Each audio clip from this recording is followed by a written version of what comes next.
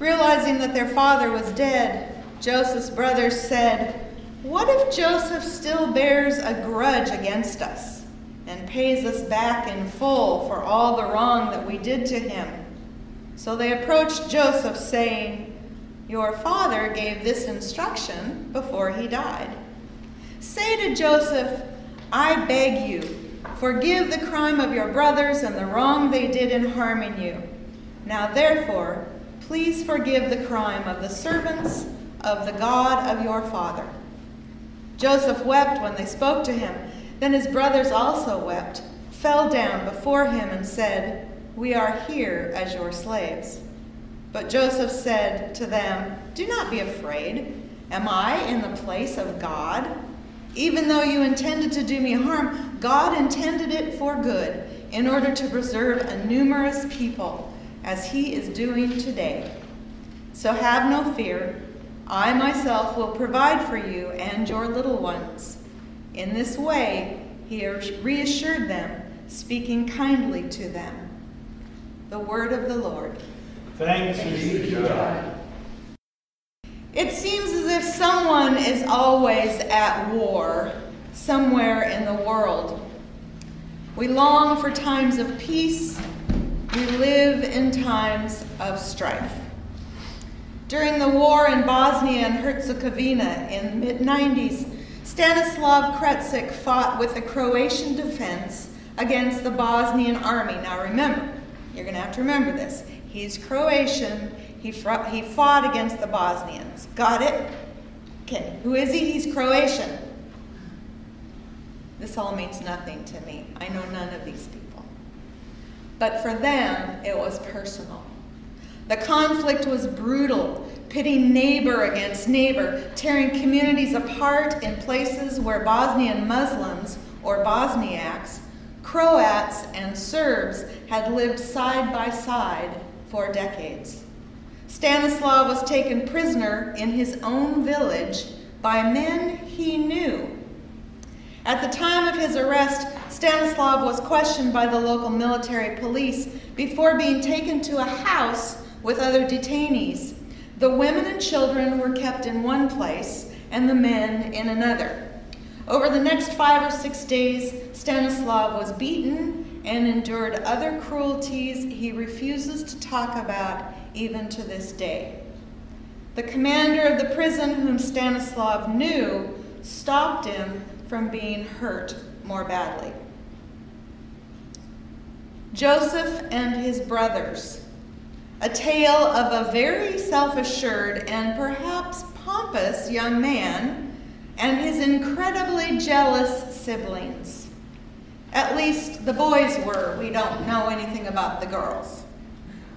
You know how the story goes. Their father Jacob loved Joseph best because Joseph was Rachel's son and Rachel was the favorite wife. Joseph had crazy dreams about wheat and the stars and the sun and all that, and told his brothers, "I'm going to be more powerful than you are." And you know the outcome.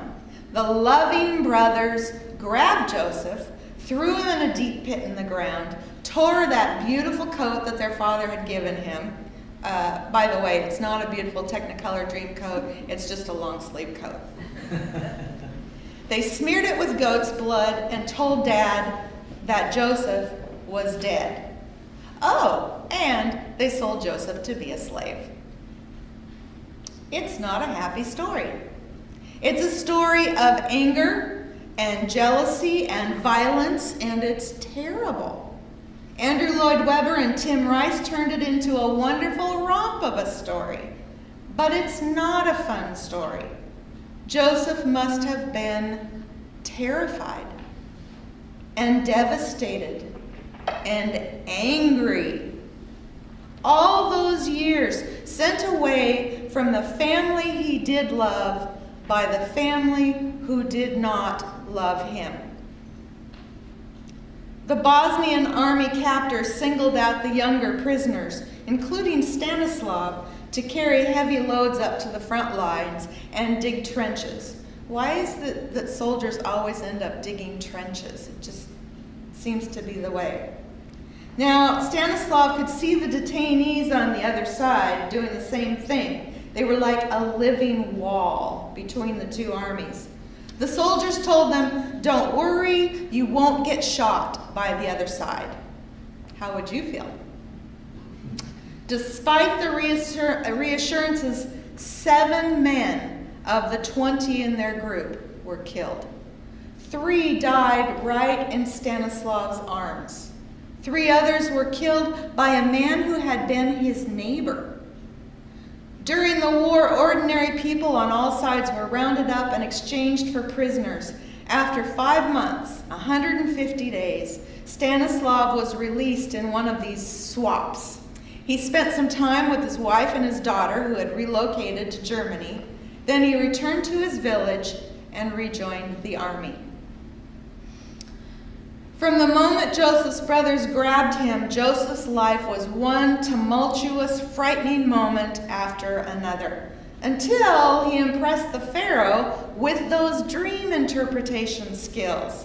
And Pharaoh, unlike the brothers, liked what he had to say, and he made Joseph his right-hand man. Joseph saved the Egyptians from starving one at a time during a terrible famine. He grew mighty and powerful in the land of Egypt, and life went on as life does. Life is not always about suffering and grief and war. People have hopes and dreams for a better future. So Stanislav opened a coffee bar, because what else are you going to do in this day and age? But in his day-to-day existence, he felt the only way to get rid of that deep-seated hatred for those who had made him suffer was to retaliate. So when Serbs and Bosniaks came into the coffee shop, he refused to serve them. Now remember, he's a Croatian. He never attacked anyone physically, but he would look them directly in the eye and insult them. Deep down, he knew it wasn't right. He didn't feel good about himself. So he talked to priests and doctors to try and find a better way. One day, Stanislav was invited to join a reconciliation project. At first, he didn't really believe in it, but finally, he decided it was the best thing. There, he found others who had suffered even more than he had.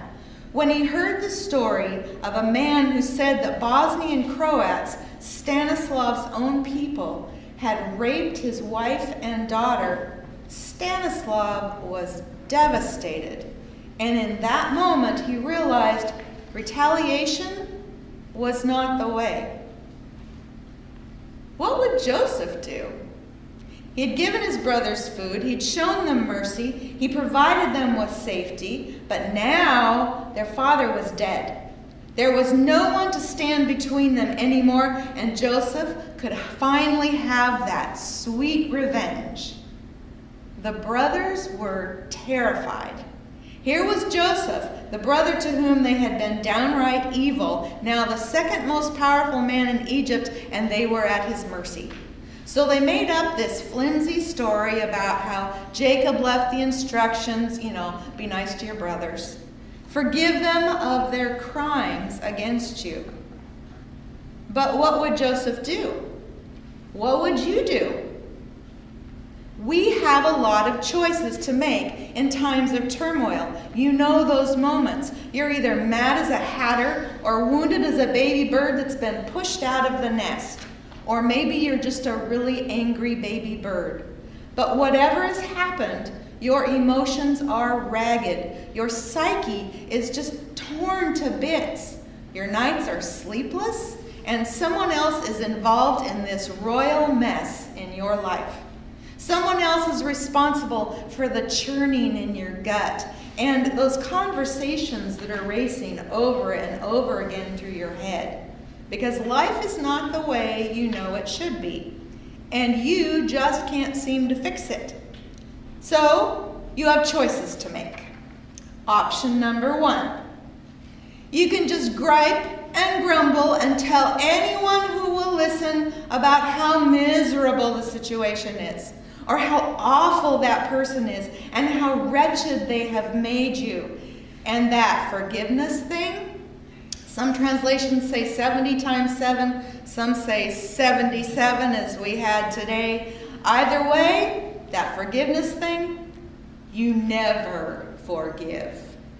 And you never ever forget, because then what would you have to gripe about? Option 2 is to just ignore it all and move on. Now, this may involve cutting the culprit out of your life, hoping that no more exposure means no more pain or conflict or grief. This may work, except this is a great form of denial. I know, I've tried it. And it does nothing for healing the rifts or the inner conflict. Now, hold that thought, because there may be exceptions to that rule. Option number 3. This one may be the most difficult. Face your opponent and try to work out the conflict. Now, this was my dad's method. So my brother and I were quite infuriated with him whenever we were already infuriated with each other, and Daddy would say, "Tammy, kiss your brother. Tim, kiss your sister." I don't think our conflicts were ever resolved, but we knew not to fight in front of Daddy. And when I tried this method with my own children, my son punched my daughter in the nose. Let's be honest. The face your opponent and mend the fences option doesn't work for all people in all situations, but we are supposed to try. When Jesus told us to forgive 70 times 7 or 77, it wasn't to teach a math lesson. It wasn't so that we'd be counting them off on our fingers. It was to teach us patience and grace and how to work out our differences. And when that still doesn't work, due to lack of cooperation by one or both parties, you can either bounce back to one of the other options or try a fourth choice.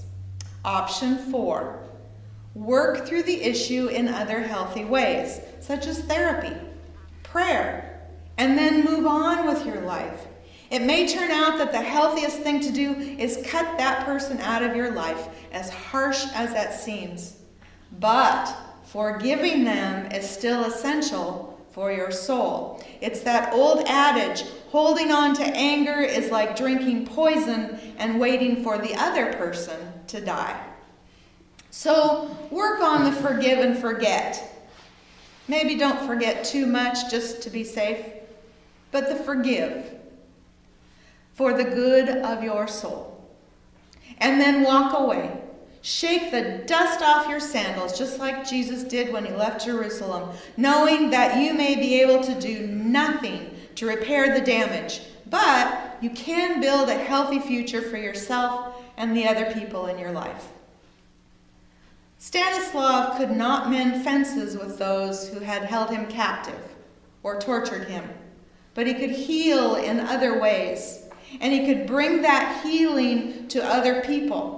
Today, he belongs to an association of former detainees. It's kind of an informal social club and support network that reaches out to others, helping them think differently about what happened to them during the war, to try to stop that cycle of violence. Stanislav says it's not enough simply to talk about it. What is important is to take action too. Now, with the war long over, I feel it is the Serbian community which is in the most difficulty around here. There's an old Bosnian Serb and 2 old Bosnian Serb ladies I call Grandma, who I look after. As human beings, I believe we know deep down whether our actions are good or bad. When we do something bad, we feel it. In the same way, when we have good intentions and act upon them, we start to feel better. Joseph wept. The brothers wept. You can just imagine all the emotions that were swirling through each and every one of them as they stood there, as the years and the pain and the fear and the anger flooded through their memories and their souls. And as the grace of God flooded in, they stood together and wept. And with kindness, Joseph reassured them, I will provide for you and your little ones. It was about perpetuity. It was his way of saying, I will forgive you 70 times 7. Not 0, 7. And when we do that, the grace shall live on. Amen. Amen.